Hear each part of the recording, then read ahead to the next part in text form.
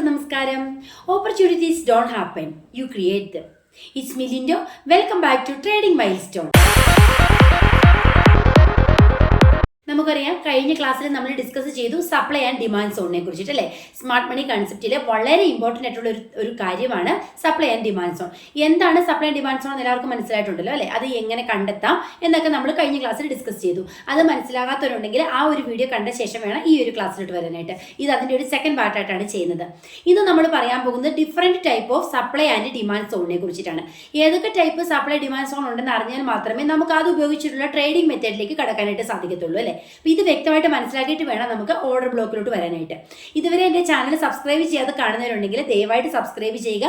Video ഇഷ്ടമെങ്കിൽ like ചെയ്യുക, ഫ്രണ്ട്സിനൊക്കെ ഷെയർ ചെയ്ത് കൊടുക്കുക. സപ്ലൈ ആൻഡ് ഡിമാൻഡ് സോണിനെ പ്രധാനമായിട്ട് നമുക്ക് രണ്ടായിട്ട് തിരിക്കാം. ഒന്ന് റിവേഴ്സൽ പാറ്റേണും ഒന്ന് കണ്ടിന്യൂഷൻ പാറ്റേണും. ഇങ്ങനെ രണ്ടായിട്ട് നമുക്ക് മെയിൻ ആയിട്ട് തിരിക്കാനായിട്ട് സാധിക്കും. ഇനി അതിന്റെ ഓരോന്നിനെ കുറിച്ച് നോക്കിയാലോ. റിവേഴ്സൽ പാറ്റേൺ എന്ന് പറയുമ്പോൾ തന്നെ രണ്ട് തരത്തിലുള്ള റിവേഴ്സൽ പാറ്റേൺ ഉണ്ട് supply and demand സോണിന്.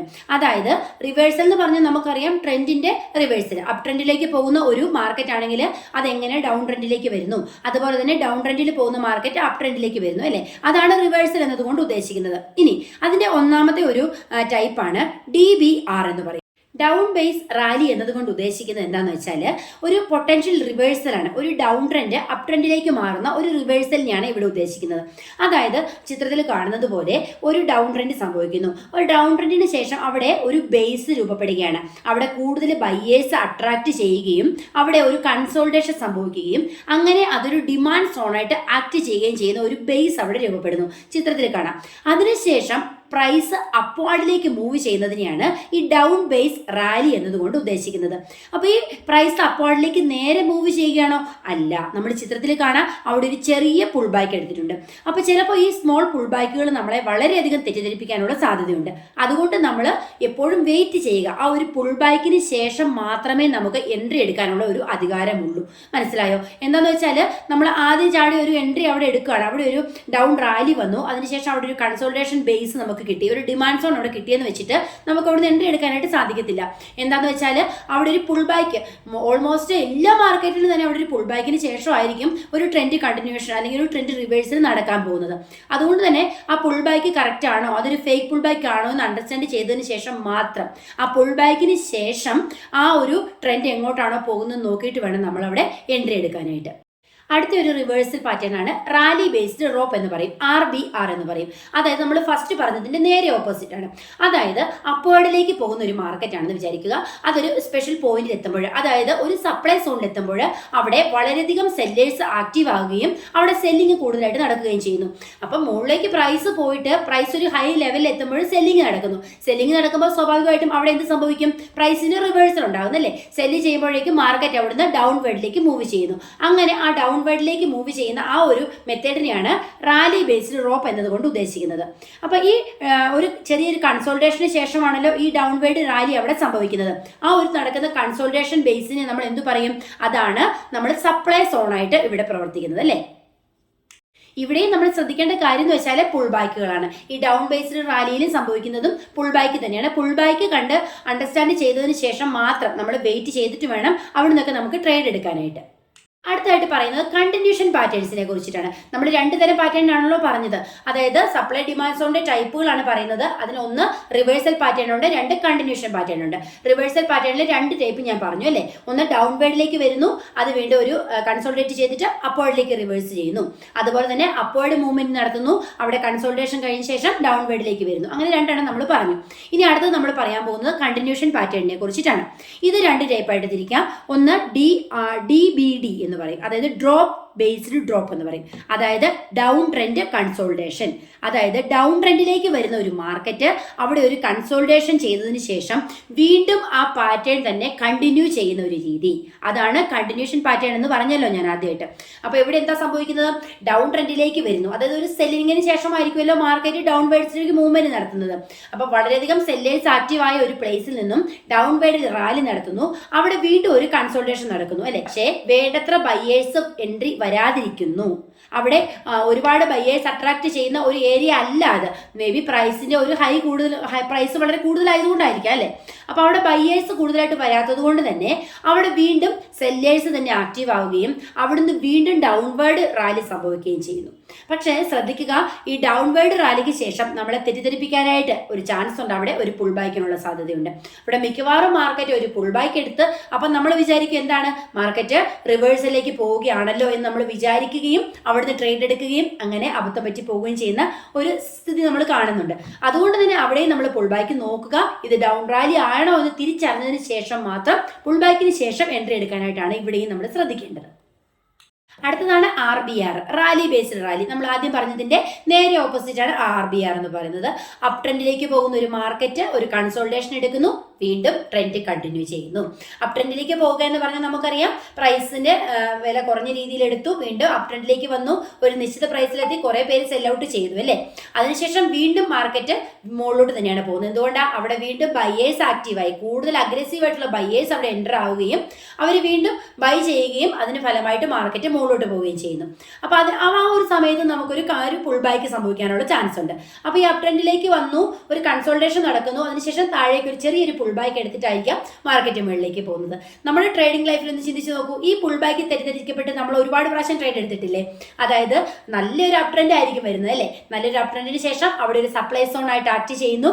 Supply zone ഒരു കൺസോൾട്ടേഷൻ നടക്കുമ്പോൾ സ്വാഭാവികമായിട്ടും നമ്മൾ ചിന്തിക്കുന്നു അവിടെ സെല്ലേഴ്സ് ആണ് ആക്റ്റീവ് ആയിട്ടിരിക്കുന്നത്. അപ്പോൾ ഇനി മിക്കവാറും ഇവിടുന്ന് ഒരു ഡൗൺ റാലി ആയിരിക്കും എന്ന് വിചാരിച്ചിട്ട് അവിടെ ഫസ്റ്റ് തന്നെ അവിടെ മാർക്കറ്റ് ഒന്ന് ഡൗണിലേക്ക് വരുന്നു, ആ ഒരു സ്പോട്ടിൽ ട്രേഡ് എടുക്കുന്നു അല്ലേ. നമുക്ക് അങ്ങനെ സംഭവിച്ചിട്ടുണ്ടാവാം. മേ ബി നമ്മുടെ എല്ലാ ട്രേഡിംഗ് ലൈഫിൽ ഇത് എക്സ്പീരിയൻസ് ചെയ്തിട്ടുണ്ടാവും അല്ലേ. എനിക്ക് ഒരുപാട് പ്രാവശ്യം പറ്റിയിട്ടുണ്ട് കേട്ടോ. അതാണ് ഞാനതിപ്പോൾ വീണ്ടും വീണ്ടും പറയുന്നത്. അപ്പോൾ അവിടെ ആ പുൾ ബാക്ക് എടുക്കുന്ന ആ ഒരു മൊമെന്റിൽ എൻട്രി എടുക്കുകയും ആ പുൾ ബാക്ക് ഒരു ഫേക്ക് ഒരു ബ്രേക്ക് ഔട്ട് ആയിരിക്കും അവിടെ സംഭവിച്ചത്. അതിനുശേഷം മാർക്കറ്റ് നേരെ വന്നതിനേക്കാളും ശക്തിയിൽ തന്നെ ഒരു ഹൈ അപ് ട്രെൻഡ് റാലി അവിടെ സംഭവിക്കുകയും ചെയ്യുന്ന ഒരു സ്ഥിതിവിശേഷമുണ്ട്. അതുകൊണ്ട് തന്നെ വളരെ ജാഗ്രതയോടെ മാർക്കറ്റിൽ ഇരിക്കുക, പേഷ്യൻസോടെ ഇരിക്കുക. പുൾ ബാക്കുകൾ എപ്പോഴും നമ്മൾ തിരിച്ചറിയുക. ഒരുപാട് ഫേക്ക് ആയിട്ടുള്ള പുൾ ബാക്സ് മാർക്കറ്റിൽ നടക്കുന്നുണ്ട്. അപ്പം അത് കറക്റ്റായിട്ട് എങ്ങനെ നമ്മൾ കണ്ടെത്തും? അത് കൂടുതൽ നമ്മൾ കണ്ടെത്താനായിട്ട് വോളിയത്തെ ആശ്രയിക്കുക. വോളിയം ബേസിലാണ് പുൾ ബാക്കുകൾ നമുക്ക് തിരിച്ചറിയാനായിട്ട് സാധിക്കുന്നത്. സപ്ലൈ ആൻഡ് ഡിമാൻഡ് സോൺ എന്താണെന്ന് നമ്മൾ പഠിച്ചു, അതിന്റെ വിവിധ ടൈപ്പുകൾ പഠിച്ചല്ലേ. ഇനി നമ്മൾ ഈ സപ്ലൈ ഡിമാൻഡ് സോണിൽ എങ്ങനെയാണ് നമുക്കിത് ട്രേഡിലോട്ട് എങ്ങനെ ഇത് അപ്ലിക്കബിൾ ആവുന്നു? അതായത് സപ്ലൈ ഡിമാൻഡ് സോണിൽ നമ്മൾ എപ്പോഴും ട്രേഡ് എടുക്കേണ്ടത് ബ്രേക്ക് ഔട്ട് നോക്കിയിട്ടായിരിക്കും അല്ലേ. ഒരു ഡിമാൻഡ് സോണിലാണെങ്കിലും ശരി, സപ്ലൈ സോണിലാണെങ്കിലും ശരി, എവിടെയാണോ ബ്രേക്ക് ഔട്ട് സംഭവിക്കുന്നത് ആ ബ്രേക്ക് ഔട്ട് ഒറിജിനൽ ആണോ എന്ന് തിരിച്ചറിഞ്ഞതിന് ശേഷമാണ് നമ്മൾ എൻട്രി എടുക്കാനായിട്ട് ഉദ്ദേശിക്കുന്നത്. സപ്ലൈ ആൻഡ് ഡിമാൻഡ് സോണുകൾ റിപ്പീറ്റ് ആയിട്ട് വരുമ്പോഴോ അല്ലെങ്കിൽ മാർക്കറ്റിൽ ശക്തമായ ഒരു നീക്കം വരുമ്പോഴോ ആണ് ഈ ലെവലുകൾ ബ്രേക്ക് ചെയ്യുന്നത്. ആ സമയം ഈ സോണിലെ ഓർഡറുകൾ ഒന്നെങ്കിലും നീക്കം ചെയ്യുകയോ അല്ലെങ്കിൽ ഓപ്പോസിറ്റ് സൈഡിൽ നിന്ന് വരുന്ന ഓർഡേഴ്സിന്റെ അമിതമായിട്ടുള്ള ഒരുപാട് ഓർഡേഴ്സ് വരുന്നത് മൂലം വളരെ ശക്തമായിട്ട് ബ്രേക്ക് ഡൗൺ സംഭവിക്കുകയോ ചെയ്യുന്നു. അതായത് പെട്ടെന്ന് ഒരു ബ്രേക്ക് ഡൗൺ സംഭവിക്കാതെ ആ ഒരു സെയിം റേഞ്ചിൽ കുറേ നേരം പ്രൈസ് നിൽക്കുകയാണെന്ന് വിചാരിക്കുക. അതായത് ലോങ് കൺസോൾട്ടേഷൻ, ചിലപ്പോൾ ദിവസങ്ങളോളം കൺസോൾട്ടേഷൻ സംഭവിക്കുന്നുണ്ട് മാർക്കറ്റിൽ. അങ്ങനെ സംഭവിക്കുകയാണെങ്കിൽ ബ്രേക്ക് ഔട്ടും വളരെ തീവ്രമായിട്ടുള്ള ഒരു ബ്രേക്ക് ഔട്ട് ആയിരിക്കും അവിടെ നമുക്ക് പ്രതീക്ഷിക്കാൻ സാധിക്കുന്നത്.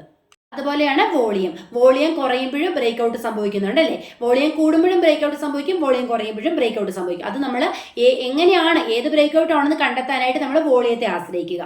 അതായത് വോളിയം കൂടിയിട്ട് വളരെ ഇൻക്രീസ്ഡ് വോളിയത്തിലാണ് ബ്രേക്ക് ഔട്ട് നടക്കുന്നതെങ്കിൽ ആ ഒരു ഏരിയയിലോട്ട് മാർക്കറ്റ് നന്നായിട്ട് മൂവ് ചെയ്യാനുള്ള ഒരു സാധ്യതയുണ്ട്. അപ്പം നമ്മൾ വോളിയം ചെക്ക് ചെയ്യുക. വോളിയത്തോട് കൂടി അല്ല ബ്രേക്ക് ഔട്ട് എങ്കിൽ തിരിച്ചറിയുക അത് ഫേക്ക് ബ്രേക്ക് ഔട്ട് ആയിരിക്കും അല്ലേ. അവിടെ മിക്കവാറും ഒരു പുൾ ബാക്കിനുള്ള ചാൻസ് ആണുള്ളത്. പുൾ ബാക്കിന് ശേഷം മാർക്കറ്റ് വീണ്ടും തിരിച്ചു വരാനുള്ള സാധ്യതയുണ്ട്.